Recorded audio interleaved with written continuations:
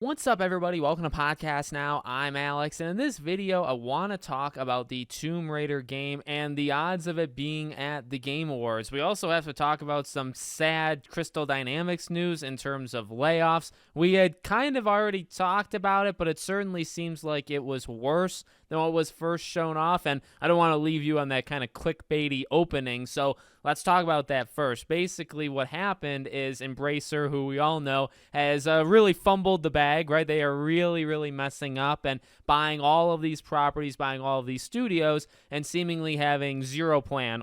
Actually, they had one plan, and that plan fell through, right? So they have now fired, or they've laid off 900 employees across their entire company. Studios have been shut down, some rumored to have shut down, some actually shut down. And why I'm saying this is because, well, Tomb Raider under Crystal Dynamics specifically, is under Embracer's umbrella. So when this was happening, I was pretty worried about Tomb Raider. They had actually said very early on that they were going to try to not touch certain things, that some of their bigger properties, and that makes sense considering that would make them money, that they would try to not, impact them. Well, as it turns out, we actually did talk about this about a month or two ago, and they actually had fired 9 or 10 employees from Crystal Dynamics. So it's like, okay, like, that's not great. You hate to see people lose their jobs, and especially when they really didn't do anything. It was more like Embracer was doing stuff. But the newer number with that whole 900 employees is 10%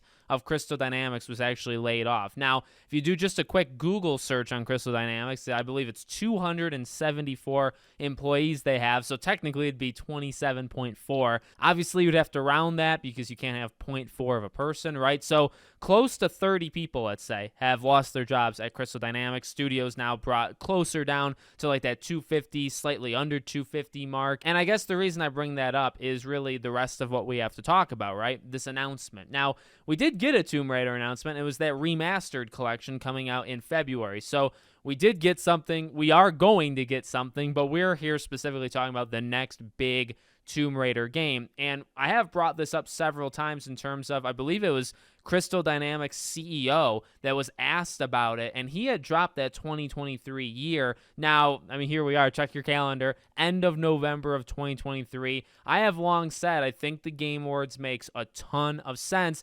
And, I guess you really couple those two things, right? Game Awards would make sense for a big reveal such as this. But then also second part is, well, we're running out of months. And if you're still going to do something in 2023, Game Awards makes even more sense because it's really the only opportunity left. You could do something with, say, an Xbox or a PlayStation. It doesn't feel like that's the way, they're going to go about it, even though I think, well, you know what? The Tomb Raider collection wasn't that shown at a Nintendo event, so I guess they could do something if they really felt like it, but as of right now, it doesn't seem like there's any PlayStation event to end the year. It doesn't seem like there's any Xbox event to end the year. So Game Awards or bust, and by bust, I just mean simply they're not showing it. Now, I guess there would be more reason to be concerned, or there is more reason to be concerned now than there was before. Embracer is truly falling apart. Now, I believe with Tomb Raider, they have kind of like outside partnership deals. So Tomb Raider should be okay. Perfect Dark should be okay. Like, these are things, and I guess this is Crystal Dynamics specifically, they shouldn't be affected,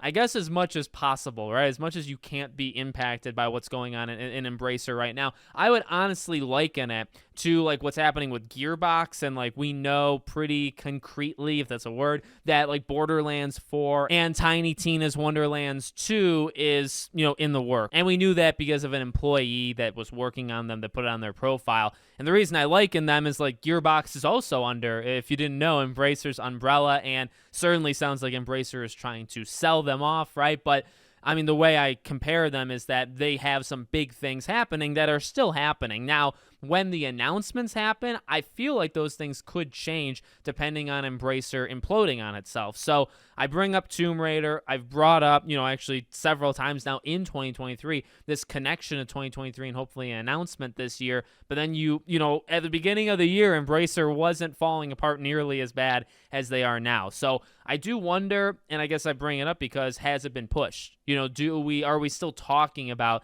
2023 to see this game? Are we still talking talking like they've been working on this for a while. I don't think it was impossible at all to, somewhat not expect, but to think it's possible that this game could come out, say, next fall or maybe early 2025. I think that's possible. I really, really do. Now, do I think it's possible? Well, 10% is bad, like, of your workforce, but it's not like the worst of all time. You could have lost half. Some studios did lose half. Some studios were shut down completely.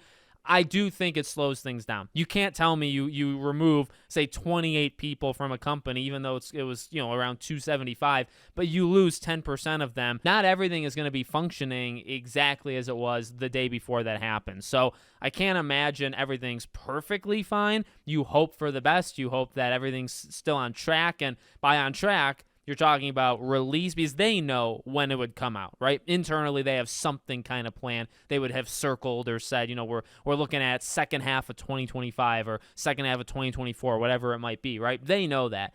Was that pushed? Maybe. Was the announcement of it pushed? Well, if it was delayed, then the announcement probably would be pushed. If, you have to have people put together things in order to show off the game. So an announcement trailer or a CG, trailer, that takes people, and that takes time to make. And if you just lost 10% of your workforce, maybe you're not able to do that anymore. So I know this is coming across kind of doomsday. It's clearly still going to happen. There's just, I don't think there's any way it doesn't happen, but I'm not as convinced. Like in the past couple months, I was very convinced that the Game Awards seemingly was the only time you would do it. Now I'm not as sure. I still think it makes a ton of sense, and it would be a really, really big game to, you can kick off the show, you could end the show, you could just have it in the middle of the show. It's not like the biggest thing of all time, but it's definitely a big name that would help, Jeff have a big announcement or 2 or 10, however many he's going to have. But I just don't know if it's as likely anymore. So let me know what you guys think in the comments. I will be co-streaming the Game Awards so we can watch it together and see if Tomb Raider is announced there. Let me know what you think. Make sure you're subscribed, bell icon turned on, and I hope to see you all on the next one.